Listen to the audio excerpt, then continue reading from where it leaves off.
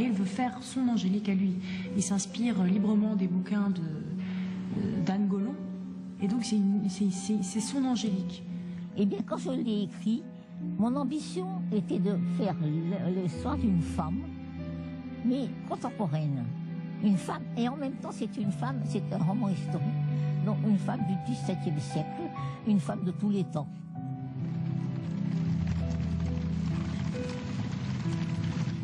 Et c'est vrai qu'en lisant les livres, moi j'étais très intéressé. C'est extrêmement détaillé et sur le plan historique. C'est très juste, on sent qu'il y a eu beaucoup de documentation là-dessus. C'est assez mystérieux ce contact entre l'écriture et puis l'adaptation cinématographique, vous voyez. Quelqu'un a l'air de se pencher sur l'histoire d'Angélique avec l'intention de faire quelque chose en film, et ben moi ça m'intéresse énormément, évidemment.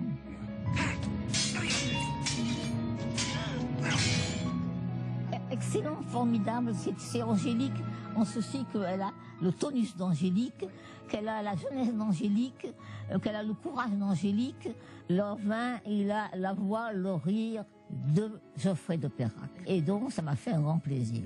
En fait, ce bouquin il a été écrit parce que on a un mariage forcé au départ. Donc ça implique une situation particulière. Dieu merci, les choses ont changé, mais par intérêt, les hommes sont capables du pire. Un premier traitement a été écrit par Nadia Gollon, la fille d'Anne Gollon. Puis je m'en suis saisi avec la complicité de Philippe Blasban. Et puis après, on a convenu entre nous que j'avais maintenant toute liberté après ce premier traitement pour le dynamiter à ma manière. Hein.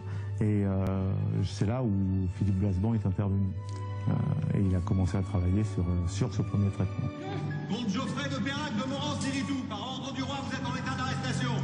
Il a beaucoup plus touché l'état d'esprit, l'esprit de mes livres que les personnes précédentes. Elle doutait qu'on veuille faire Angélique et qu'on veuille le faire d'une façon sincère. Elle disait, ils ont transformé mon héroïne en putain, c'est pas ce que j'ai écrit, voilà. Et j'ai mis du temps à la convaincre que j'allais faire quelque chose d'autre, tout simplement. Et je n'y croyais pas. Je n'y croyais pas que je pourrais voir le film d'Ariel Zeytoun avant mon centenaire. Bienvenue, comtesse, dans mon royaume.